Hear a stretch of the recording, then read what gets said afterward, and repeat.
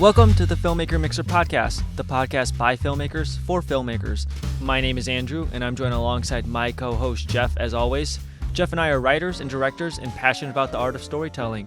Filmmaker Mixer is a creative hub where aspiring and established filmmakers come together to share experiences, insights, strategies, and inspiration. Hello, everybody. This is the Filmmaker Mixer podcast, and today we are talking about the new comedy Pickleheads with a new friend, director Josh Flanagan, and an old friend, producer and actor Ryan Cooper. How you guys doing? What's up? Doing good. Really well. We're tired after a big long weekend, and Josh is trapped in a small moving smart car, I think. There's a real driver this time. Good. Well, let's hope so. Well, Ryan, I haven't seen you in a while. It's good to catch up. You've been on the show a couple times. We've chatted before. Yeah. I think it was actually Austin where I first met you, and when I got this hat, the I'll Be There film. Exactly. I got it when I arrived on set from Cindy and Barb, and that was a wonderful film that you covered as well. And yeah, it's just been busy. We had the Picklehead screening world premiere there on Friday night, which was a lot of fun. There was such a phenomenal feedback from the crowd and friends and Cindy and Barb and Andrew Shea, and we also found another common denominator with Josh Flanagan being in 318. I heard over and over 318, 318, and Josh was in Andrew Shea's class as well. No kidding. Apparently he only taught it for 2 years. So I was like, oh, I was in your class. And he was like, well, that had to be 2005 or 2006. I was like, oh, it was 06. Like, how'd you know? So yeah, I was in a very limited Shea window. Well, Josh, tell us about the film for those who haven't been to the festival or just now hearing about the movie. Give us the pitch. What's it about? It is a pickleball mockumentary. And what more do you need?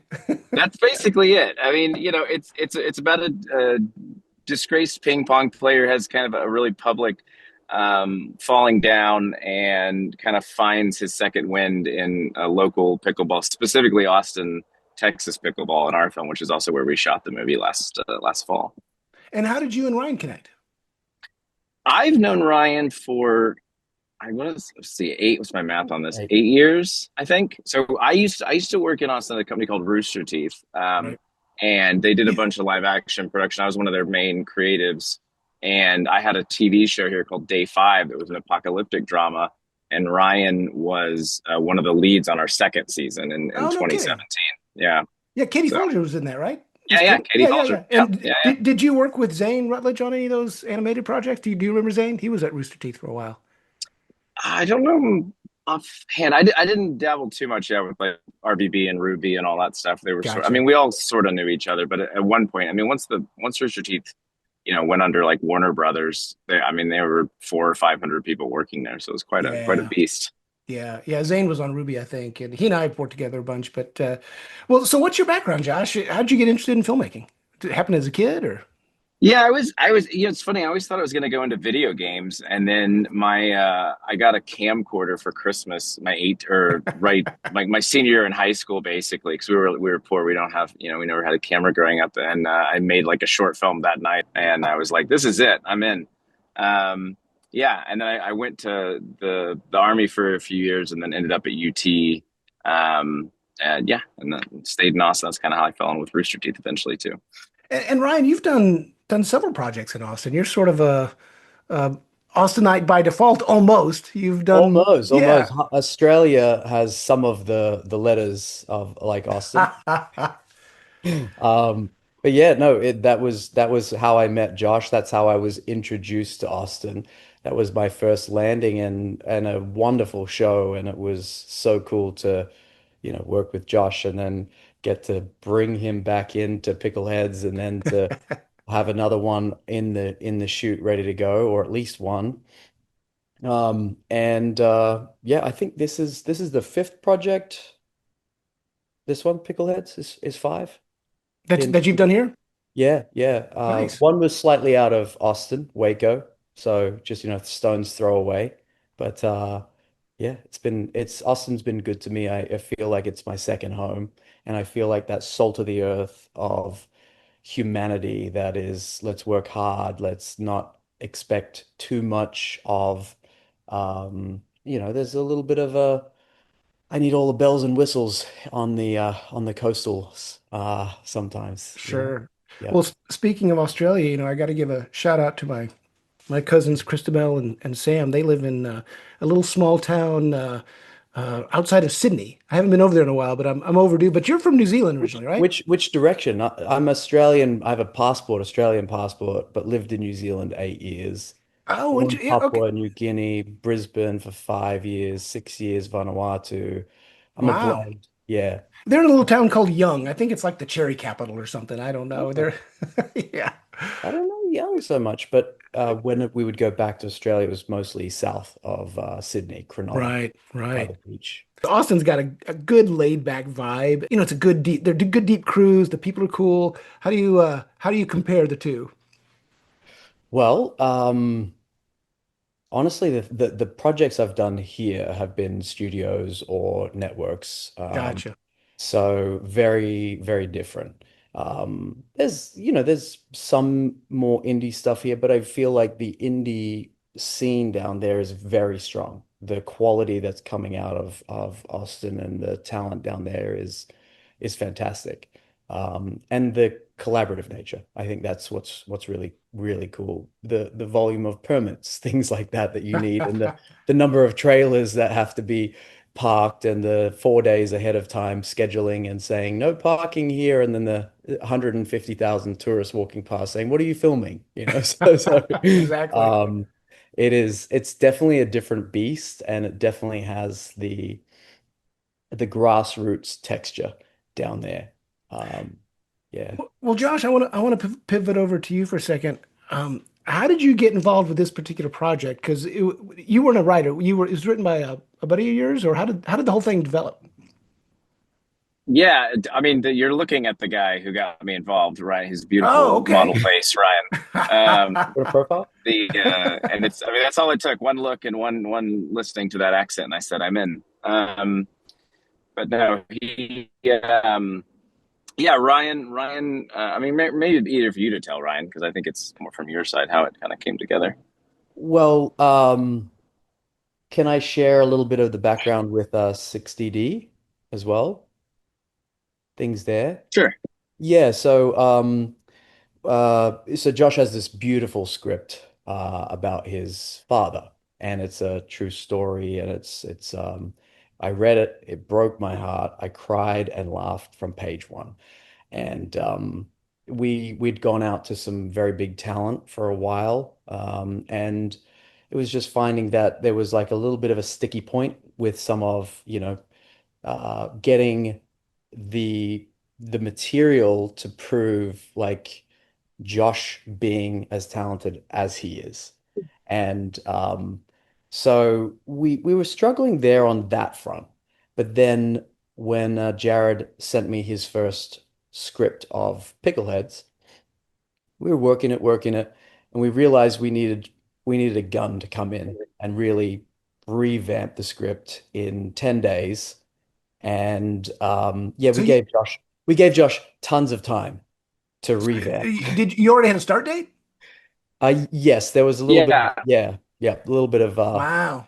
a hustle. yeah. I came on less than a month before the start date, so we reworked it into the Wow. shooting script in like 10 days. And I was at Austin Film Fest last year, and that was my entire schedule. So I would like go to a panel, or like Ryan was in a film last year, Texas Called Us. So I'd go to the screening, and then immediately go Fall back to my asleep. hotel room and just be writing. I wasn't sleeping. Oh yeah, that was my nap He was time. falling asleep Yeah. in my last movie there at Austin Film, which was a horror. Dying in Josh bed. is a veteran, so he's just falling asleep thinking about pickleballs. That's funny. Yeah, so if anyone's listening and wants to hire Josh for a 10-day turnaround on a script, He's the look guy. at his face. No, no. Yeah, no, it was one of those things that I knew we needed some extra elements to really take care of this project with this turnaround time.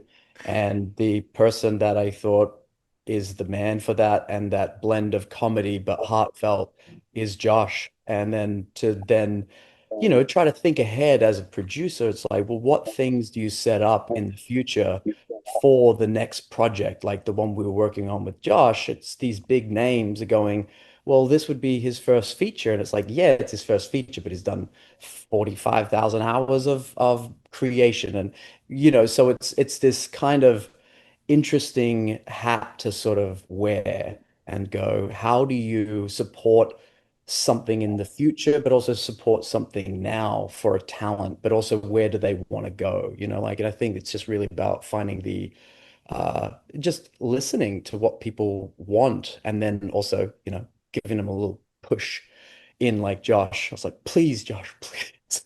That was a beg. That wasn't a push. Okay, yeah. No, it's an interesting, it's a strange industry, obviously, because, we, like Ryan, I'd worked on the show. Like I was I co-created that show. I was the sole showrunner. We shot that show for 3 months and it was on El Rey here and all this stuff. And then you try to go and get indie film financed or get people to back you. And you're like, oh, but have you directed a movie? I'm like, well, we did 14-hour-long episodes of television, and like for whatever reason, it does not compute. So it's been interesting. I've learned a lot in the last 2 years of what does and doesn't translate, and how you have to sort of learn to sell yourself and your skill set. Even though some of the parallels seem like they'd be obvious. Yeah, you get into some meetings and you'd be surprised. It is kind of crazy. So you did a pass on the script. Yes. Let me ask you this. So did you bring him on to do the pass on the script, or the pass on the script and as director at the same Both. time? Yeah. Okay, gotcha. Yeah, it was a two-hander there. Yep. So And yeah, because you turn something around so fast and then you're on set the next day, you need to have the knowledge of what's actually happening right. in that script, and then also the skill set of how do you work with the same crews. A lot of the crew were people that were on day 5, coming in and knowing how Josh works. It just made it a very clear, it was a very clear decision that was going to be the very, very, very best possibility within the time frame of what was being pushed for. Yeah. Makes sense. Well, Josh, when you did a pass on the script, what Mhm. do you think? What was your voice that you brought to the table? Do you think was it the comedy? Was it the slapstick? Was it the heart? What kind of elements do you think? Well, something that I appreciated that was already there was that it had a very um, it was very good natured what they were trying to do. I think it would be very easy to make. There was a little bit of raunchiness, but it wasn't mean spirited. It wasn't overly harsh. I'm sure very easy to make an R-rated version of that premise. So I just tried to play that up, and I'm a big structure guy, so I worked a lot around the structure of the film and making sure I was again sort of boarding a speeding train, so we were figuring out what locations made sense, and I was just sort of doing a lot of that adapting because some of it we still didn't quite even kind of some actor schedules we didn't have. We had Harvey Guillen was still kind of being figured out coming in, and when he would show up and what would make sense. But yeah, I tried to take the pieces that were there and enhance them and structure them in a way that was effective, and also I would say maybe my biggest contribution was it was a mockumentary, but it's also covering a sport, and I felt very aware that we couldn't do a sports drama. That was an arms race we couldn't win. So if we were trying to do these pickleball matches point for point, we would get stuck in, we'd burn our day, or the editor would strangle us because it's just too much stuff. And so I just made sure the movie knew it was a mockumentary and that we leaned into that as a strength at every turn. And what kinds of stories are you typically drawn to? Obviously, this is a comedy, and it sounds like you've written a pretty heartfelt drama as well that Ryan's involved in. So, what types of stories are you drawn to? Is it obviously not genre specific, maybe, but character specific? Or tell me. I think things that usually have surprising humor, I'm finding is my pattern, because genre-wise, yeah, I'm all over the map. When I was at Rooster Teeth, I went from doing, apocalyptic drama to a half-hour sketch comedy show. And I also used to run an interactive murder mystery show. I have a show on TV right now called Elkhorn that's like a cowboy western Teddy Roosevelt biopic like series, basically about his time in the Dakota. So I've done Western. Actually, there's a show airing on Austin PBS right now that I also wrote called How Are We Today, which is a mental health show for adults. So I don't know. I just, I go to whatever I think's interesting at the time. But I think, I like stuff. I like funny stuff. Somehow I always find a way to get humor in it. And, if that humor can sort of catch you off guard, I think it's I think my signature of sorts. Well, Ryan, same question for you because I know when we first met, you were involved in a serious drama, which was a lovely film, and now you're doing comedy. I mean, you've done a lot of different things, but I guess my question is, what draws you to a character, or what draws you to a script when you're reading it? What speaks to you, or can you even articulate that? Is it something Um, subconscious? well, I'm not really funny. That's I'm working on. I'm trying to dabble my toes in there. So,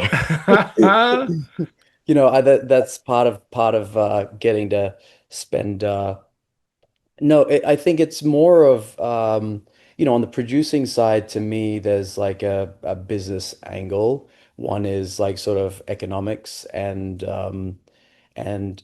is this feasible in this sort of bracket, in this time frame? Is it something I haven't played with before?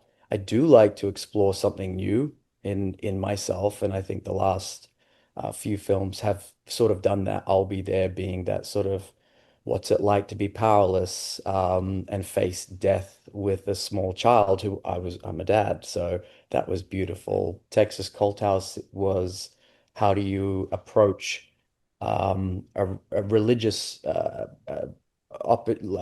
story about religiosity when I grew up in a very religious culture. So that was a big challenge of going, what is it when you take someone who loves and does everything for their faith, but then you turn that volume up even more. And so it was a really interesting way to sort of even connect with like my father and the way that they raised me or had very strict rulings. And Pickleheads, I think it's just fun. It's a family drama. I saw that when it came in, I was with my friend Matt Lockwood, who structured narratives for SpaceX and Google Maps, and we talked about it at length of how to get this into a pocket and the timing of this and the right hands. So to me, and then the fun of it. And every single time, when Jared and I first started talking, it was sort of a two-hander. And then it was like, well, if I can step back, if I step back, if whatever's needed, I'll step back to let someone else come in, like an Eric Nelson or other actors that we were talking to. So Eric came in and played Hawk. Um, and so I love to play in it, but I also want the best product on the screen. So how do you just tailor that and depending on what things land because you're constantly throwing at the wall to see what bounces back. It's not a linear line unless you have the money, and so we don't have that right now, but the next ones hopefully we do and have a little bit more leeway to very easily structure it. It's not 2 days of Harvey's schedule. We have to push everything to the end and cram everything, or John O'Hurley's. It's a yeah, and again, I think I started this way with how is this something that like Pej Vidat, who is one of my dearest friends in the whole wide world, and I have learned so much from that man. When I first gave him the script and was thinking, oh, this would be funny, him being the brother to a very obviously not his brother. And so then it just becomes this part of the comedy, and he's such a funny man, but he hasn't really had as much, and he is the straighter man but he hasn't been seen so much in that light. So it's finding something that will speak to someone that sort of needs something in this space, and then what is also the validation of something in that space, like a Harvey and the Johns, they very clearly comedic validation. And some of the Right. other people like Christine and Lindsay, super hilarious and very much in somewhat a little bit of a different track. Um, Yeah. So I just love I love getting people together that have a common goal and getting 5% extra out of them, like Josh.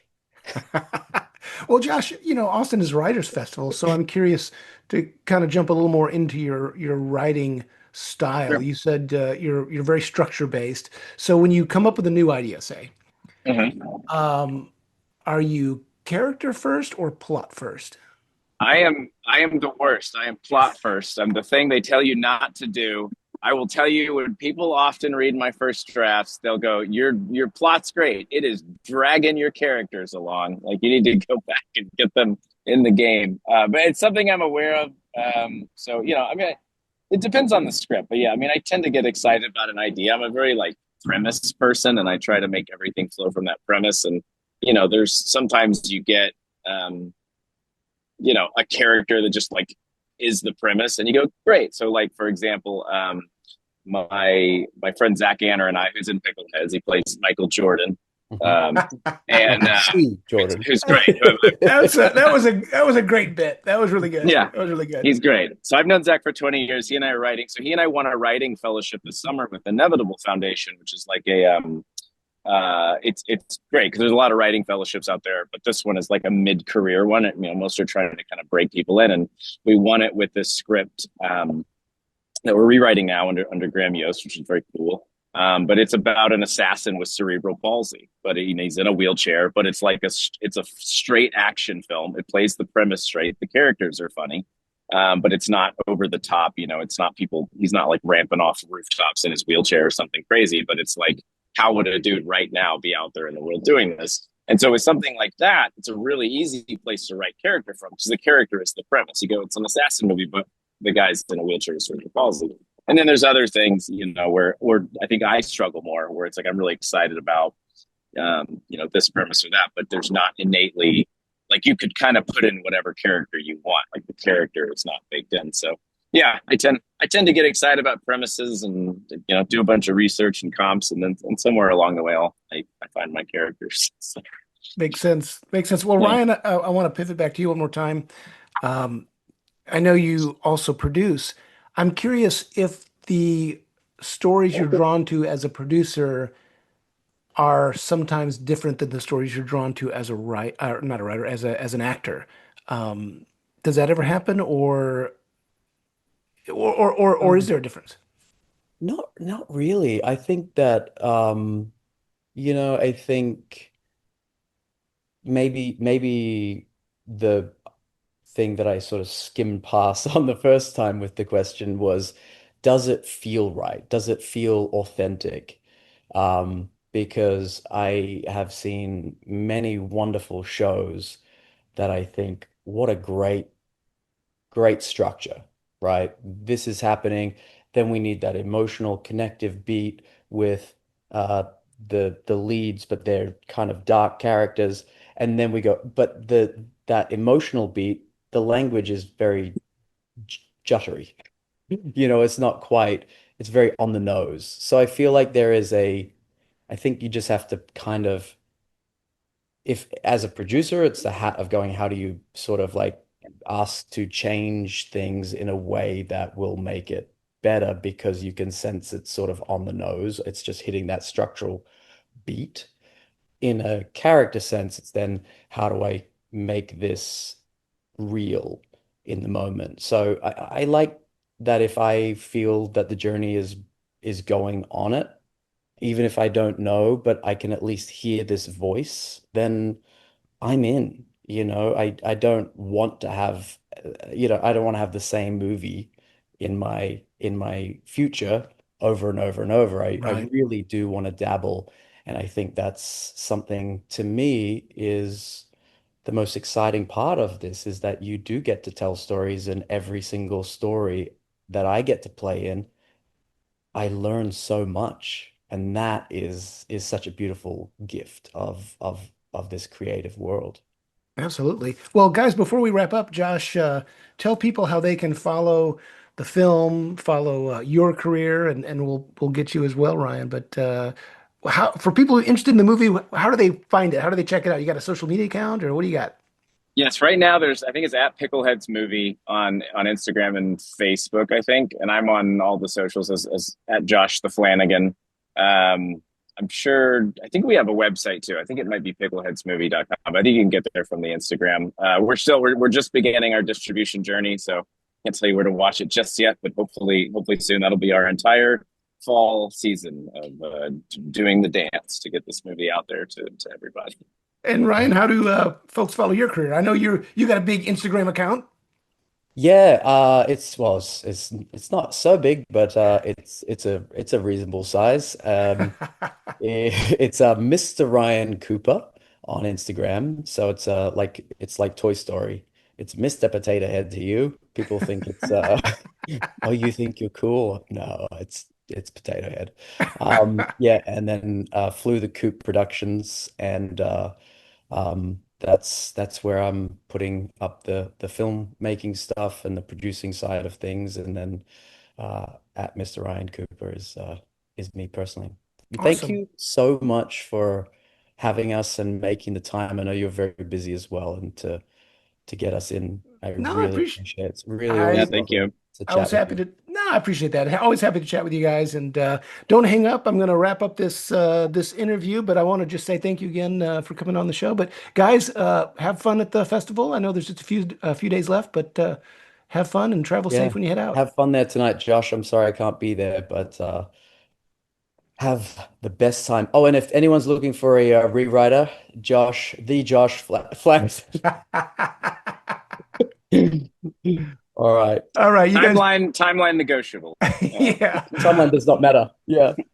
All right, All guys. You right. take care. Thanks for making the time, All right. Josh. Thanks, Jeff.